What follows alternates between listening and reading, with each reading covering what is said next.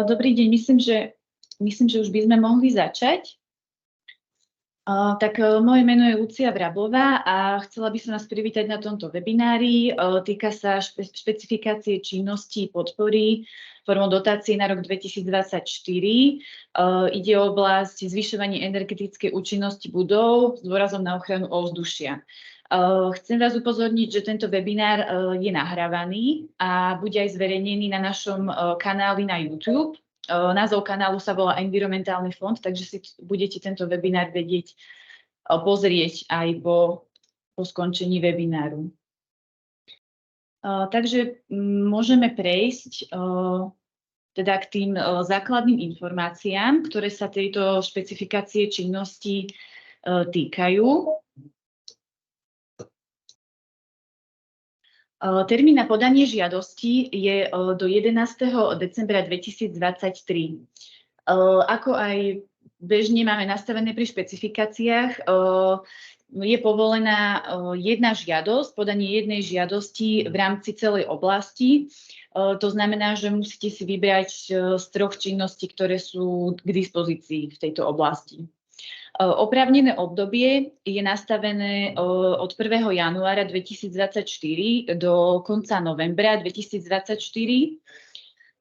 Podávanie žiadosti máme nastavené cez grant, systém grant, nájdete ho na adrese www.grant.envirofond.sk, avšak ešte vás chcem upozorniť, že zatiaľ nie je zverejnený tento formulár žiadosti, ale v najbližších dňoch predpokladám, že začiatkom budúceho týždňa ho zverejníme.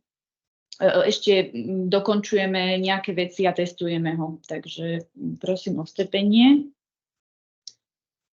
Čo sa týka povinného spolufinancovania zo strany žiadateľa, vo všeobecnosti máme to v tejto špecifikácii činnosti nastavené tak, že pokiaľ miesto realizácie projektu je v obci do 2000 obyvateľov, žiadateľ je povinný spolufinancovať 1%, čo je teda zmena oproti minulosti. Mali sme nastavené na všetkých špecifikáciách 5%, čiže tu sa to mení.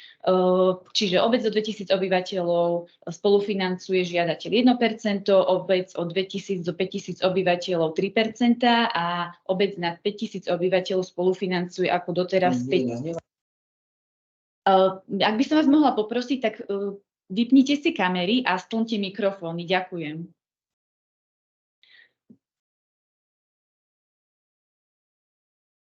Čo sa týka oprávnených žiadateľov, tak v tejto špecifikácii činnosti sú oprávnenými žiadateľmi obce, mesta, samosprávny kraj alebo ich príspevkové a rozpočtové organizácie.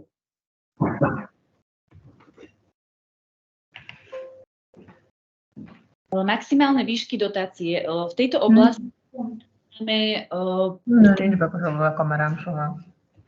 Môžem vás poprosiť vypnúť si mikrofóny, ďakujem. V tejto oblasti máme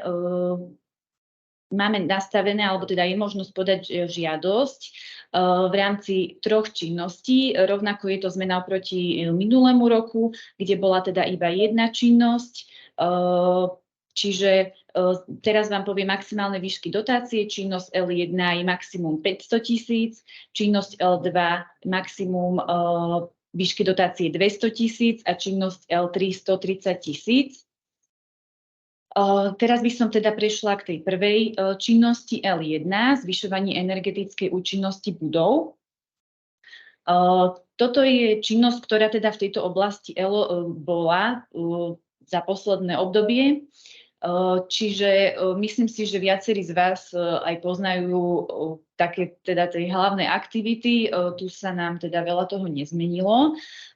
Spomeniem ich. Hlavné aktivity sú zateplenie obvodových stien a plášťa budovy, zateplenie alebo výmena strechy, výmena otvorových výplní alebo zateplenie najvyššieho podlažia. Toto sú hlavné aktivity, čiže máme nastavenú podmienku, že k týmto hlavným aktivitám je vyžadované stavebné povolenie. Na toto upozorňujem, lebo teda sú na to často otázky, takže ešte raz k týmto aktivitám sa vyžaduje stavebné povolenie. V prípade, ak žiadateľ teda realizuje aspoň jednu z týchto hlavných aktivít, môže realizovať aj podaktivity. To sú teda nejaké doplňujúce aktivity. Napríklad sú tam vtáčie budky, kotle na biomasu, plyn, elektrickú energiu, fotovoltika, solárne recuperácia, tepelné čerpadlo, alebo aktivity zamerané na možno tienenie budov, čiže nejaké tieniace prvky. Potom sú aktivity zamerané na ochladzovanie toho vonkajšieho prostredia v okolí budovy, jazierka, nádrže na dažďovú vodu, ďalej je tu dažďová záhrada, alebo aj výmena nepriepustných povrchov za priepustné. Tam môžu byť viaceré možnosti, či už nejaké polopriepustné zatrávňovacie tvárnice alebo mlátový povrch a podobne.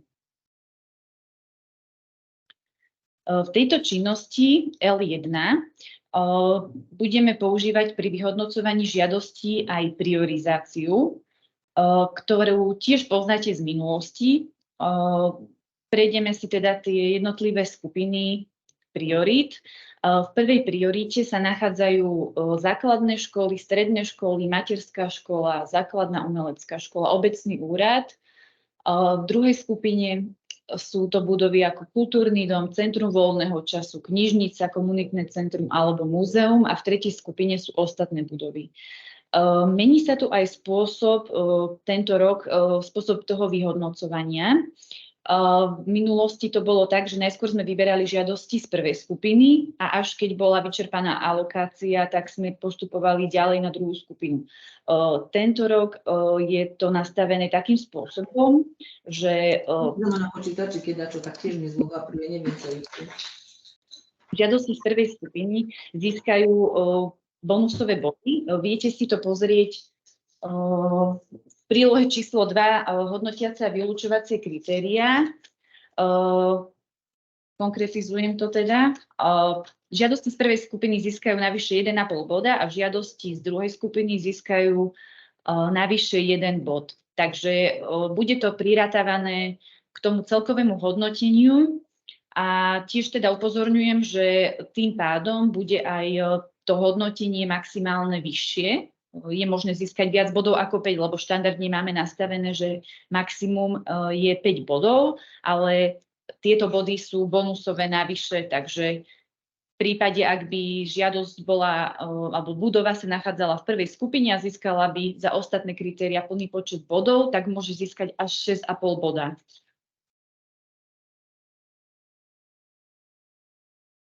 Prejdem k ďalšej činnosti L2. Týka sa podpory výroby tepla, teplej vody, elektrickej energie prostredníctvom využívania obnoviteľných zdrojov energie. Táto činnosť v minulosti bola zaradená do oblasti A ochrana ovzdušia. Poznali ste ju pod názvom A1, čiže bola presunutá do oblasti L. Stručne teda uvediem, že o aké aktivity môžete žiadať peniaze. Sú tam napríklad kotle na biomasu, plyn, elektrickú energiu, fotovoltika, solárne kolektory, tepelné čerpadlo, rekuperácia alebo výmenníky na využitie odpadného tepla.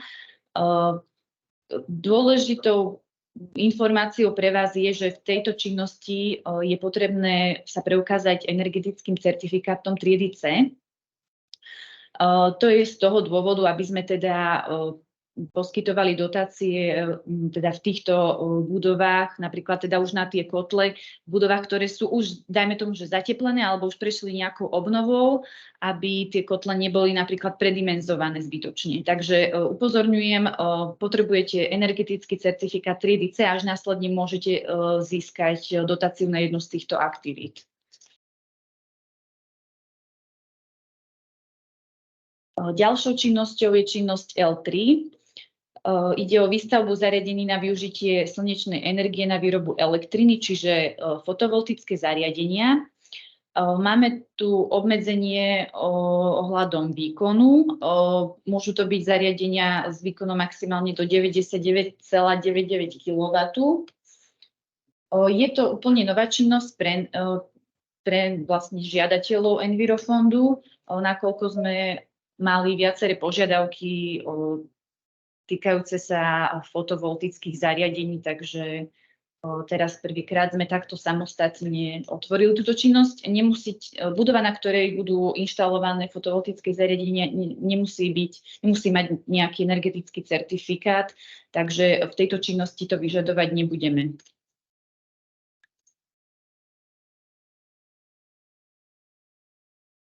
Ďalej by som spomenula preplácanie nákladov na projektovú dokumentáciu. Máme to aktuálne nastavené tak, že pokiaľ projektová dokumentácia bola vypracovaná, samozrejme v súlade s nejakým povolením, či stavebným, či s ohláškou, spätne 5 rokov od vydania špecifikácie činnosti, tak vieme vám náklady čiastočne preplatiť. Ide o výšku konkrétne 5% z oprávnených nákladov projektu. Budeme mať aj vo formulári žiadosti zapracovaný prepočet, kde vám prepočíta automaticky z oprávnených nákladov presnú sumu, koľko maximálne môžete žiadať, čo je teda to maximum 5% z tých oprávnených nákladov, a vy si už potom podľa aj faktúry za tú projektovú dokumentáciu uvediete, koľko budete požadovať. A tým teda som spomenula to, že je to teda ako príloha k žiadosti už táto faktúra za projektovú dokumentáciu. Ďalej je ešte možné preplatiť si čiastočne aj náklady na verejné obstarávanie alebo aj náklady na označenie projektu. To len okrajovo spomeniem. Označenie projektu, tým sa myslia nejaké informačné tabule. Je to uvedené aj ako podmienka po realizácii projektu by žiadateľ alebo už teda príjemca dotácie mal nejakým spôsobom informovať verejnosť. Na tento účel máme zverejnený design manuál a tie náklady je možné preplatiť do výšky 100 eur, ale je tu teda vrátanie toho spolufinancovania. Neoprávnené náklady. Často sa pýtate na oprávnenosť nákladov. Kompletné informácie si viete nájsť v príručke pre žiadateľa na strane 14, kde sú vymenované. Uvediem teraz len také asi úplne najzákladnejšie informácie. Napríklad náklady nesúvisiace s cieľom špecifikácie, takže vyslovene takto si viete oddeliť tie neoprávnené náklady od tých oprávnených, že či teda to súvisí s tým cieľom tejto špecifikácie činnosti. Teda napríklad nejaké podlahy alebo interiérové malby, výmena interiérových okien, dverí nie je nejakým spôsobom spätá s tým cieľom tej špecifikácie, čiže tieto náklady nie sú oprávnené. Ďalej tu môžu byť náklady v neskolaudovanej budove alebo časti budovy. Ďalej je to elektroinštalácia. Je tam síce výnimka pri kotloch, fotovoltike a podobných zariadeniach. Ďalej pri vysadbe drevín v okolí budovy nie je možné vysadiť invázne druhy rastlín. Tie si viete pozrieť konkrétne vo vyhláške číslo 450/2019. Zverejnili sme aj ako prílohu k špecifikácii činnosti odporúčaný zoznam rastlín, takže ideálne je z vašej strany sa držať toho odporúčaného zoznamu. Ďalším z neoprávnených nákladov sú zdravotno-technické inštalácie, nejaké strojné vybavenie, zariaďovacie predmety, plynové odberné zariadenia, alebo medzi neoprávnené náklady patria rovnako aj kachle, kotol na olej, kotol na uhlie, takže to len tak v stručnosti. Je ich teda viacej tých nákladov, viete si ich nájsť v príručke. Hospodárska činnosť.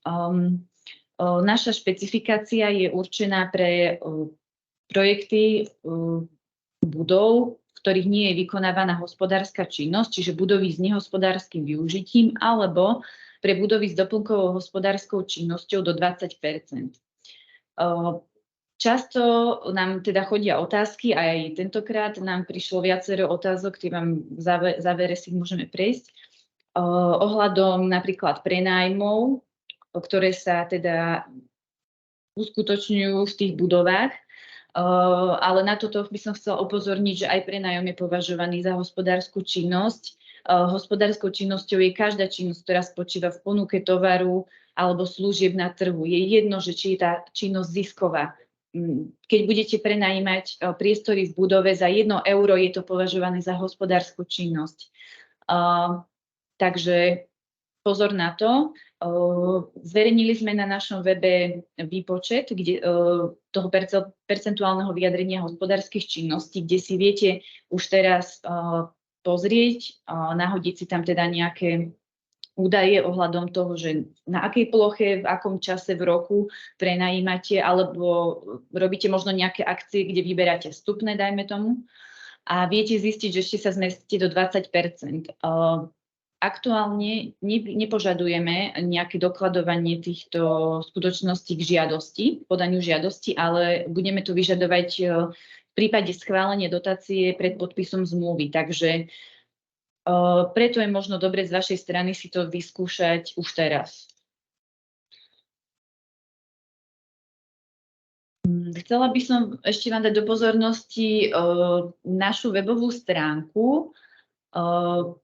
A teda, ak by vás zaujímalo, že čo je vyslovene s vašou žiadosťou, v akom stave sa nachádza, tak pokiaľ sa dostanete teda na stránku www.envirofond.sk a v pravom hornom rohu si kliknete na text, čo je s mojou žiadosťou prehľady, tak dostanete sa do takého filtra, kde si viete vybrať rôzne ako nejaké podmienky, napríklad rok, či hľadáte schválené, neschválené žiadosti a viete sa takto teda dopracovať k informáciám o tom stave, či je schválená, neschválená a podobne.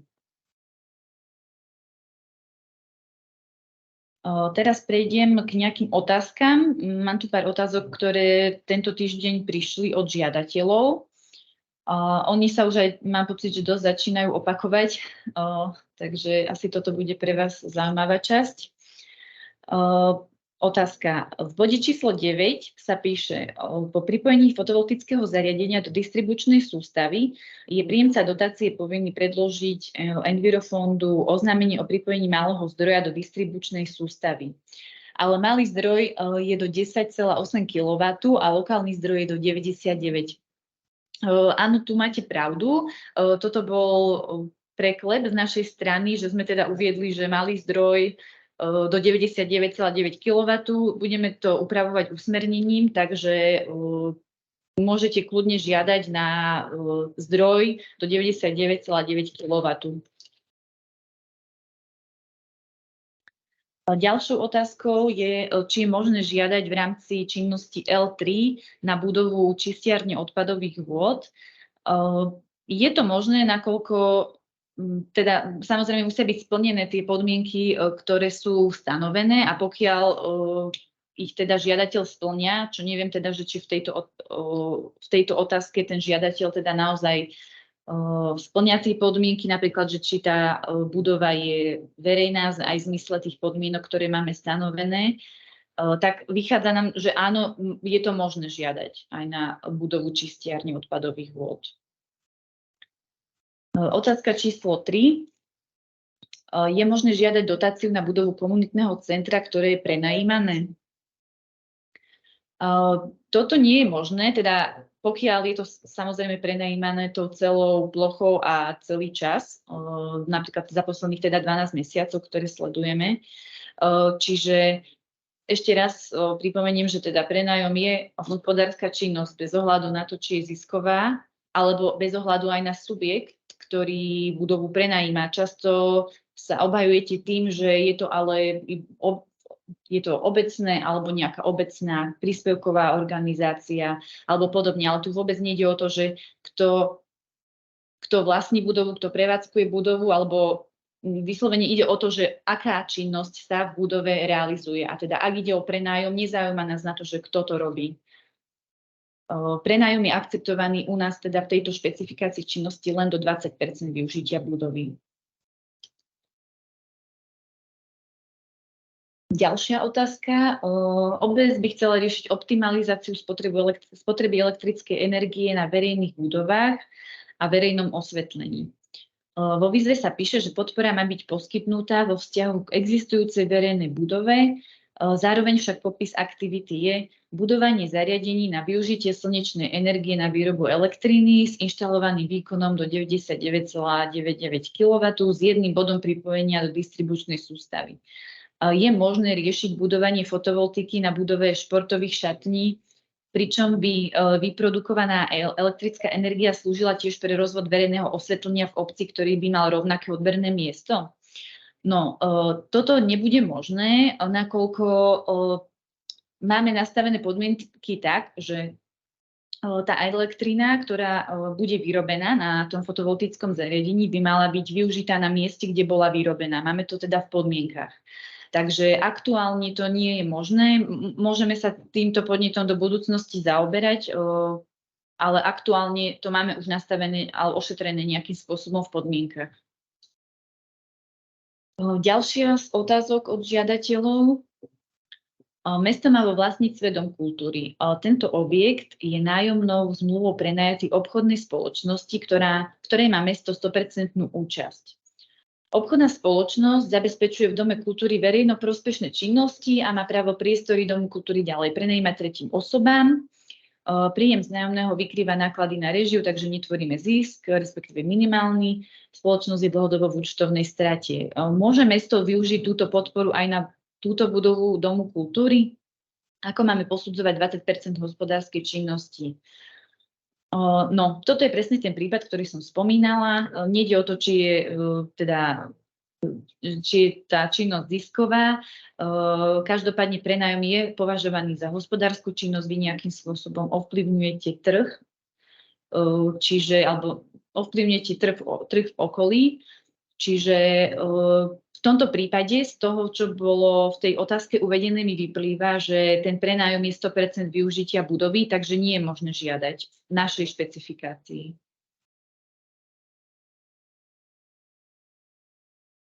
Šiesta otázka. Môžeme použiť prílohu číslo 8, vyjadrenie územnej príslušnej organizácie ochrany prírody k činnosti L1, ktorú máme k dispozícii z predchádzajúcej špecifikácie L9. Máme ju už potvrdenú a predkladali sme ju tento rok, avšak boli sme neúspešným žiadateľom. Máme nastavené podmienky tak, že je potrebné priložiť nové vyjadrenie príslušnej organizácie ochrany prírody aj z toho dôvodu, aby sme vedeli, že ide teda o ten istý projekt. Niekedy sa môže aj to stať, že pomenujete svoj projekt rovnako, ale ide úplne iné aktivity, čiže z toho dôvodu potrebujeme mať znovu potvrdené teda od tej príslušnej organizácie ochrany prírody toto vyjadrenie. Ďalšia, 7. otázka. Ak začneme s realizáciou hlavných aktivít z dňa 1.11.2023, bude nám realizácia diela spadať do oprávneného obdobia, ktoré je definované od januára 2024 do novembra 2024. Fakturácia na prevedené práce bude vystavená v oprávnenom období. Budú nám tieto práce uznané ako oprávnené výdavky? No, odpoveďou je, že teda dala som sem odkaz na definíciu oprávneného obdobia a to hovorí, že tie práce musia byť realizované aj vyfakturované dodávateľom v oprávnenom období, čiže podľa tohto, čo sa žiadateľ pýta, nebude môcť, ak teda ich zrealizuje ešte pred oprávneným období, tak nebude na ne môcť žiadať dotáciu. Teraz by som vám dala do pozornosti kontakty. Ak máte nejaké otázky, môžete sa na nás obrátiť napríklad na infolinke bezplatnej na tomto čísle 0800 242 242.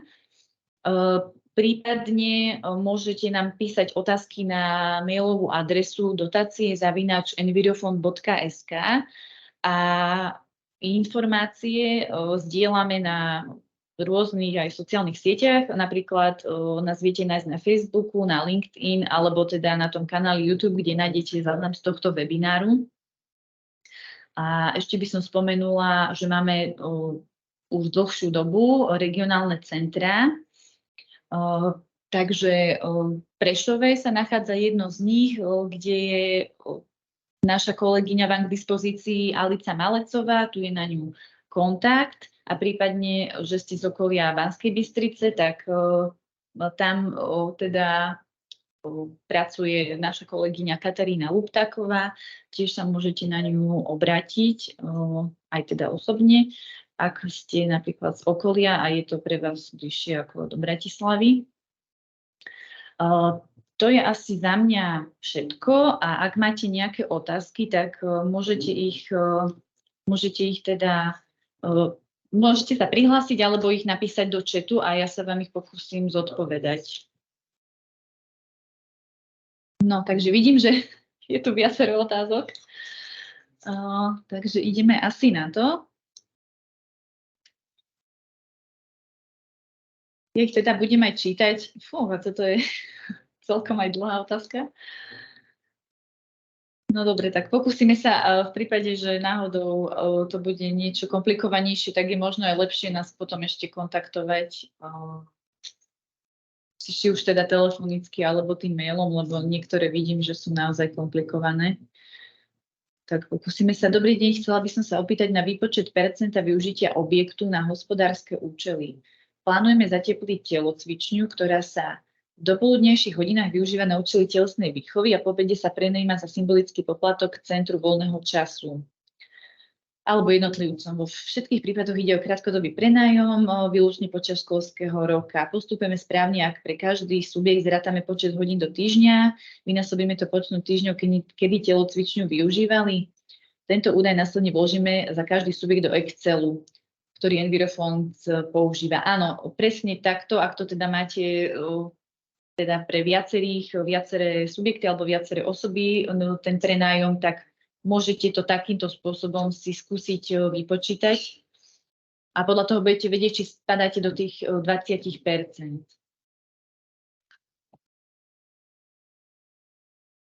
Vidím, že niekto sa tu hlási. Pani Ivana, nech sa páči, ak sa chcete opýtať nejakú otázku. Dobrý deň, ja mám moju otázku aj v čete, ale chcela by som sa spýtať ohľadom debarierizácie budovy, že či je v rámci tejto výzvy potrebné riešiť nejakú debarierizáciu minimálne hlavného vstupu do objektu, alebo sa na toto nehľadí. A v prípade, že áno, že je to potrebné riešiť, aby objekt bol bezbariérový minimálne na vstupe do objektu, že či by to bolo oprávnený výdavok. Ďakujem. Zdalo sa mi, že najskôr sa pýtate na to, či to je ako nejaká podmienka, že musí to byť.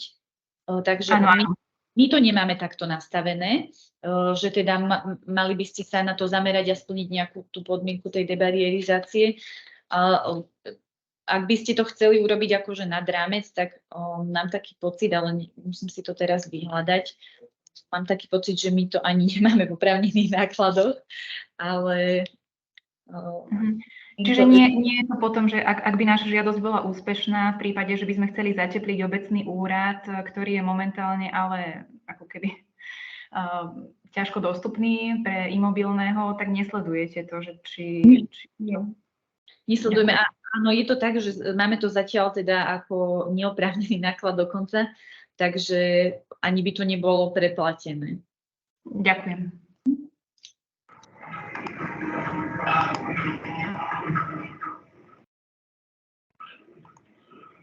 Ďalej sa pýta, alebo teda hlási pani Viera, tak sa páči.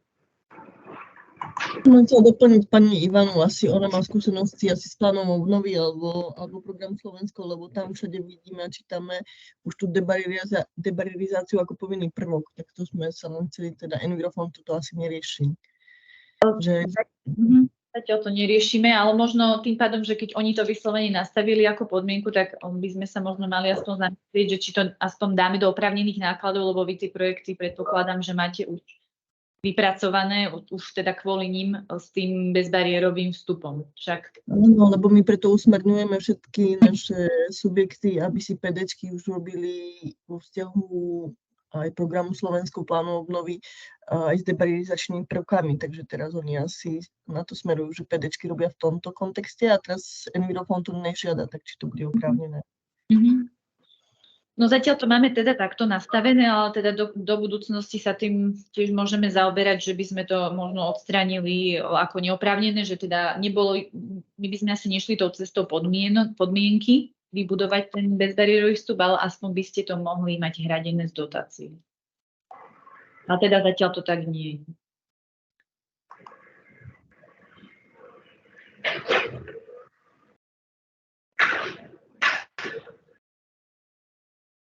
Teraz sa nikto ďalší nehlási, tak asi prejdem k tým otázkam v čete. Je tu otázka, že aká je alokácia na jednotlivé činnosti. No to vám aktuálne neviem povedať, ale myslím, že budeme zverejňovať, pokiaľ tú alokáciu budeme vedieť, lebo ono sa to viaže na budúcoročný rozpočet a to ešte u nás nemáme stanovené, alebo teda všeobecne musí byť asi aj schválený rozpočet ako celkovo v štáte, takže to vám zatiaľ neviem povedať, ale pravdepodobne zverejníme alokáciu, keď už ju budeme vedieť určite tú výšku. Ďalšia otázka. K činnosti L3 nie je potrebný audit alebo tepelno-technický posudok, len predloženie faktúr. Máme tam nejakú projektovú dokumentáciu, ktorá sa teda týka tých aktivít, ale energetický audit nie, ani teda ten tepelno-technický posudok. Skôr sledujeme tie faktúry za nejaké posledné ročné obdobie, aby sme vedeli cez hodnotiace kritéria sledovať, akú budete mať úsporu alebo ak bude využitie tej elektriny vyrobenej v tej fotovoltike. Keď si všimnete hodnotiace kritéria na tú fotovoltiku L3 sú len čisto automatické, čiže väčšina sa opiera o tie dáta, ktoré vy uvediete v žiadosti, alebo teda ich nejako vy dokladujete. Takže áno, je to vyslovene je tu iba tá faktúra za elektrickú energiu, samozrejme nejaké povolenie na realizáciu projektu a príslušná dokumentácia.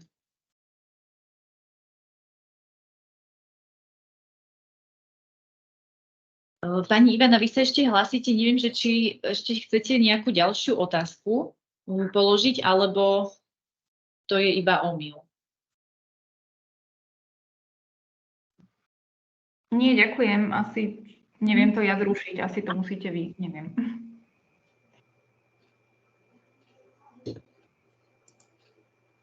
Ďalej sa hlási pani Farkašová, tak nech sa páči. Dobrý deň, prajem. Ja by som sa chcela spýtať, nám bola zamietnutá žiadosť, alebo teda nezaradená v Eldeline, kvôli tomu, že nám meškalo teda pravoplatnosť stavebného. Teraz to už máme všetko v poriadku, môžem to preposlať už? A neviem, ako myslíte preposlať, ale určite si viete podať žiadosť príslušnými dokladmi na ten rok 2024. Teda hovoríte, že už máte aj to stavebné povolenie, teda pravoplatné, tak nevidím problém. Dobre, a ešte otázka. My máme takú budovu, že teda máme tu spoločný, alebo to, čo ste vysvetovala v začiatku, máme spoločnú budovu, máme tu aj obecný úrad, kde máme 2 kancelárie, lebo sme taká menšia obec, a potom máme kultúrny dom, to je všetko spojené. Z ktorého? L1, alebo L2, alebo ako žiadať teda? No, čo chcete, aké aktivity robiť? Podľa toho sú rozdelené. Zateplenie budovy a plus teplné čerpadlá. Takže vy určite cez L1, lebo tam je hlavne to zateplenie a potom ešte, čo sa týka napríklad aj tej priorizácie, máte tam teda aj obecný úrad, aj kultúrny dom, čo je vlastne z 2 skupín, ale podľa toho, aké je väčšinové využitie, čo sa týka napríklad plochy tej budovy, tak podľa toho sa zaradíte, či už do prvej alebo druhej priority, že či väčšia časť budovy je ten obecný úrad alebo ten kultúrny dom. No, kultúrny dom je väčší, takže do 2. Áno, áno, tak. Dobre. Veľmi pekne ďakujem. Nie za čo. Pán Peter sa hlási. Dobrý deň, prajem. Dobrý deň. Ja sa chcel opýtať na činnosť L3. Máme tam samostatnú budovu základnej školy a vedľa je samostatná budova materskej školy so školskou jedálňou. Či školská jedálňa spadá pod hospodárskú činnosť, keď sa tam spravujú aj pedagogickí zamestnanci a varí sa pre nejakých seniorov? No, pokiaľ teda sú tam ako tí strážnici, tie deti a tí zamestnanci tej školy, tak nevidím v tom problém. Mali sme aj otázky posledné dni aj na iné osoby ešte, ktoré sa akože nezúčastňujú toho pedagogického procesu alebo nie sú ani zamestnancami školy. Tam ešte prezistím odpoveď, že či to je aj v takom prípade možné, ale určite, ak sú tam tie deti, tí zamestnanci školy, tak to vôbec nepovažujem teda za problém, že by to bola nejaká hospodárska činnosť. Čiže tam by sme mohli spraviť projekt, že spravíme fotovoltaiku na školu a prepojíme to káblom spolu aj druhú budovu. Aha, čiže vy sa pýtate na ešte aj prepojenie na inú budovu. No, malo by to byť využité tá elektrina v tej jednej budove. Čiže vy to máte ako dve samostatné budovy, predpokladám. Tak tam by mala byť ako využitá. Máme to zatiaľ tak nastavené, že v tej budove, kde bola ako vyrobená. Áno, aha. Dobre, čiže a tá jedálňa, pokiaľ sa tam spravujú seniori, aj je, to neviete mi ešte povedať. Toto ešte prezistím a prípadne by som, neviem, ak by možno skúsite napísať do mailu, už dve také otázky mi prišli, tým odpoviem. Ďakujem. Ja sa vám potom ozvem, keď mi viete teda napísať do mailu. Napíšem vám do mailu. Ďakujem. Tak prejdem asi teraz zase k nejakým otázkam z chatu. Dobrý deň, ak máme obecný úrad spojený s kultúrnym domom, tak spadáme do ktorej skupiny? No, toto práve je riešené takým spôsobom, že podľa toho väčšinového využitia tej budovy, že či je väčšia plocha ten obecný úrad alebo kultúrny dom, lebo oni sú teda zrovna v tých dvoch skupinách rozdielných, takže podľa toho predpokladám, že ten kultúrny dom asi má aj nejakú väčšiu plochu, takže tam budete asi v tej druhej skupine. Ďalšia otázka. Dobrý deň, chcem sa spýtať, akým spôsobom bude prebiehať financovanie v rámci tejto výzvy. Ak sa jedná o refundáciu, pôjde o refundovanie výdavkov projektu v jednej platbe po zrealizovaní projektu, alebo bude systém refundácie vo viacerých čiastkových platbách. No, refundácia teoreticky len od toho 1.1.2024, čiže v tomto momente to ešte ako refundácia ani byť nevyzerá, jedine v tom preplatení projektovej dokumentácie. Čo sa týka platieb, tak na to vám ja odpovedať neviem, ale prípadne, ak mi napíšete mail, prepošlem to kolegyni, ktorá sa venuje na projektovom oddelení o tejto téme, lebo ja vám na toto neviem teraz odpovedať. Takže poprosím vás, napíšte mi ohľadom tých platieb e-mail a zistím vám to. Ďalšia otázka. Dobrý deň, prosím odpoveď na otázku. Obec je vlastníkom budovy zdravotného strediska, kde bezodplatne prenajíma priestory lekárom a poskytovateľom zdravotnej starostlivosti. Príjmy z prenajmu budovy teda nemá žiadne. Vzhľadom na požiadavku o výzve k maximálnemu využívaniu podlahovej plochy nie je možné kritérium z ich strany naplniť. Môžeme teda obec týmto projektom považovať za neoprávnenú.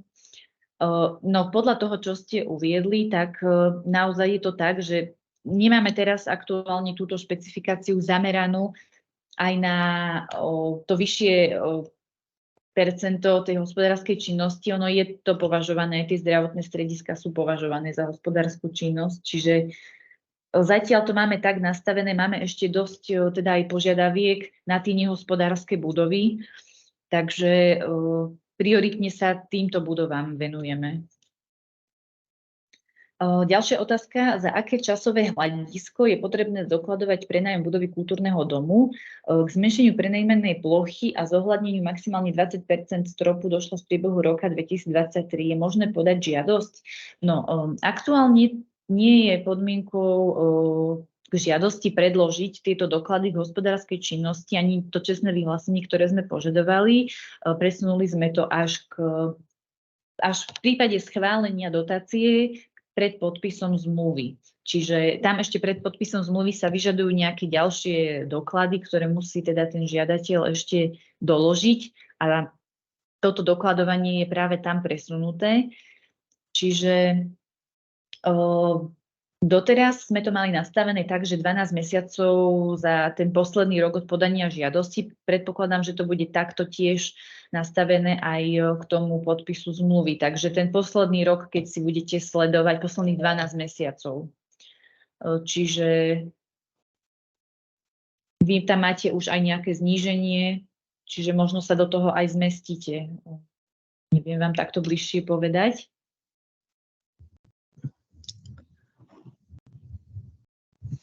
Idem na ďalšiu otázku. Dobrý deň. Chcela by som sa spýtať, či je oprávnené v rámci L1 zateplenie obecného nájomného bytového domu. Ide o sociálne byty.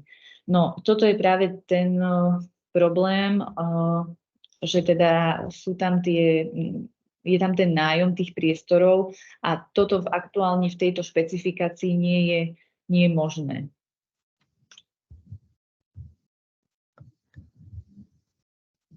Ďalšia otázka. Objekt základnej školy má 2 odberné miesta elektrické energie, jedno pre školu a druhé pre školskú jedáleň. Môžeme projektovať pre obe odberné miesta alebo len jedno? No, toto máme tak nastavené, že iba jedno odberné miesto budeme tento rok podporovať. Je to v podstate ktorá je úplne nová pre nás, čiže nastavili sme si nejaké podmienky tento rok. Uvidíme, ako sa to vyvinie, aj podľa toho, aké budú podnety, žiadosti a podobne. Čiže zatiaľ máme nastavené, že musí to byť na jedno odberné miesto, tá fotovoltika tento rok. Prosím vás, mohla by som sa ústne spýtať, lebo ja sa chvíľku potrebujem vzdialiť. Nech sa páči.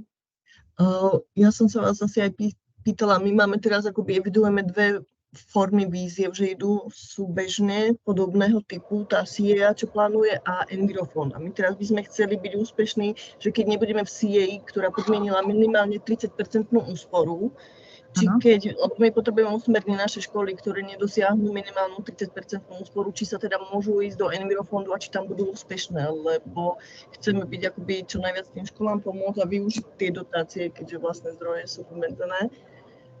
Takže tej L1, keď CIEA má minimálnu 30, tam vôbec nebudeme fokusovať školy a teda či môžeme do Envirofondu, keď máme nejako 30, či je to oprávnené a či budú úspešní, lebo zase aj kapacity BBSK sú limitované, podobne, že nepísať potom žiadosti, ktoré nebudú akoby úspešné. No, my nemáme nastavenú nejakú tú minimálnu úsporu, ako majú teda na iných programoch, napríklad tých 30%, my to nastavené nemáme, ale keď si pozriete hodnotiace kritériá, tak sledujeme, alebo teda už potom je jedným z hodnotiacich kritérií aj tá úspora, čiže viete si pozrieť, že akú má to kritérium váhu a že teda nejakým spôsobom to ovplyvňuje aj to poradie tých projektov, lebo samozrejme za to získavajú projekty body. Čím viac bodov, tak je väčšia šanca na to, že ten projekt bude úspešný. Ale teda nemáme to nastavené ako minimum, možno v iných kritériách získate dostatočný počet bodov, takže u nás si môžete podať žiadosť. Rovnako ani nám nevadí, pokiaľ si podáte žiadosti aj u nich, aj u nás a v prípade len schválenia obidvoch, dajme tomu, tak jednu stiahnete, lebo samozrejme to duplicitné financovanie je zakázané. Takže to sa samozrejme dá v akýkoľvek časti procesu prípadne stiahnuť žiadosť, keď už viete, že inde máte schválenú.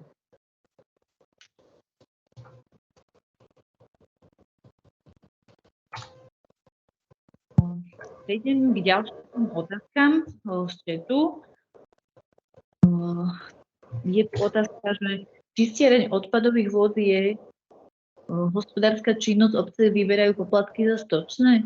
No, pri týchto sieťach inžinierských je taká výnimka, že oni sú vyslovene prirodzený monopol, čiže my aj rovnako v iných špecifikáciách poskytujeme dotácie aj na kanalizácie, čistiarne odpadových vôd, aj na vodovody. Napriek tomu, že sú tam vyberané nejaké poplatky, ale je tam výnimka tým, že sú teda ten prirodzený monopol, takže toto nie je považované za hospodárskú činnosť.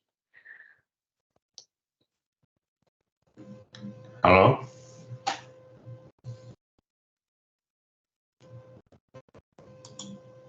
Prejdem k ďalšej otázke.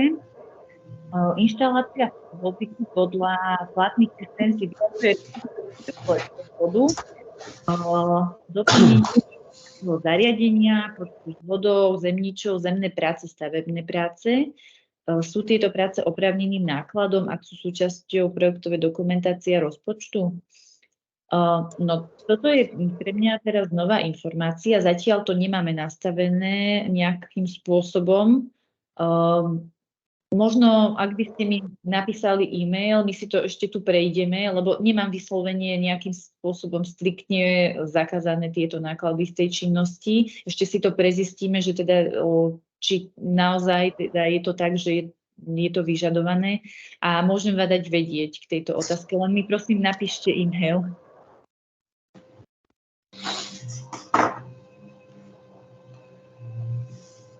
Ďalšia otázka, či je možné riešiť pri fotovoltaike aj batériový stav. Áno, batérie máme v oprávnených nákladov, takže je to možné.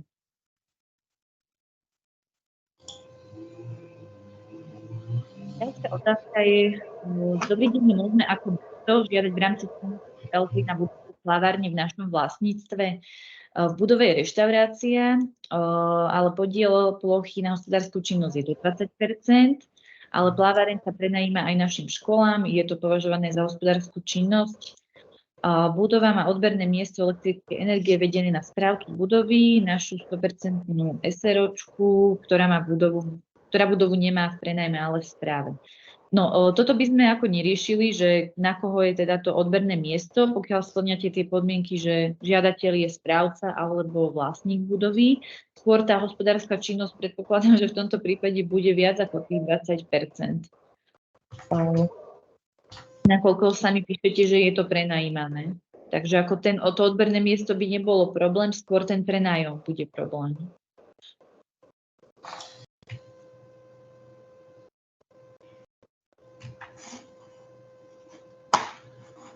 Ďalšia otázka. Ešte by prešla teda k otázkam ešte do tých 5 minút a čo nestihneme, tak nejakou formou vám odpoviem. Pozriem sa, že teda koľko ich tu je, či asi ešte dosť veľa, tak prípadne by sme urobili ešte nejaký ďalší webinár na zodpovedanie tých zvyšných otázok a dáme ich aj na web ako často kladené otázky, aby ste si to aj vedeli možno nájsť. Takže ešte zodpoviem do tej 10., čo stihnem. Obecná základnú školu, ktorá je samostatná budova a tiež materskú školu, ktorá je spojená so školskou jedálňou. Základná škola aj materská škola majú samostatné súpisné číslo. Obe budovy sú vlastníctvom obce, ale správcom týchto budov je základná škola. Obe budovy sú zateplené, chceli by sme sa zapojiť do výzvy L3. Chcem sa opýtať, či obec môže žiadať na tieto budovy, nakoľko v školskej jedálni je určitá hospodárska činnosť, nakoľko varia obedy pre pedagogických a nepedagogických zamestnancov a tiež pre seniorov v obci. Takže áno, mohli by ste žiadať na fotovoltaiku. Čo sa týka tej hospodárskej činnosti, tí pedagogickí, nepedagogickí zamestnanci nie sú problém. Ešte si skúsim prezistiť tých seniorov, lebo to je vlastne mimo tej školskej prevádzky, ale neviem sa k tomu vyjadriť, takže ak by ste mi mohli e-mail napísať, už tu bola táto otázka, že sa ozvem, keď prezistím tú odpoveď a dám vám vedieť ohľadom tej témy seniorov v školskej jedálni. Ďalšia otázka je, že akí sú oprávnení žiadatelia v rámci tejto výzvy. No sú to obce, mesta, samosprávne kraje a ich príspevkové a rozpočtové organizácie. A nájdete to aj na jednom zo slajdov, takže inak teraz tiež mi napadá, že ak by ste mali záujem o prezentáciu v PowerPointe, tak viem vám ju aj zaslať. Takže môžete mi buď sem do chatu napísať, že na aký e-mail mám poslať, alebo keď mi napíšete aj na e-mail vrablova@envirofon.sk, tak vám pošlem do mailu ten PowerPoint. Ďalej otázka je ohľadom likvidácie eternitovej strechy. Je to oprávnený náklad, vyslovene to máme aj trochu tak zdôraznené v oprávnených nákladoch, že teda je to oprávnené, vyslovene to zdôrazňujeme, že viete si to dať, teda preplatiť z dotácie. Čiže azbestové strechy, eternitové strechy. Tak ďakujem dnes za vaše otázky. Ja by som tento webinár už možno aj ukončila a pozriem sa teda ešte, koľko tam máme otázok v čete a pravdepodobne, ak ich bude dosť, tak urobím ešte nejaký ďalší, kde si zodpovieme aj na tie ostatné otázky. Takže ďakujem vám za pozornosť a ešte pekný deň.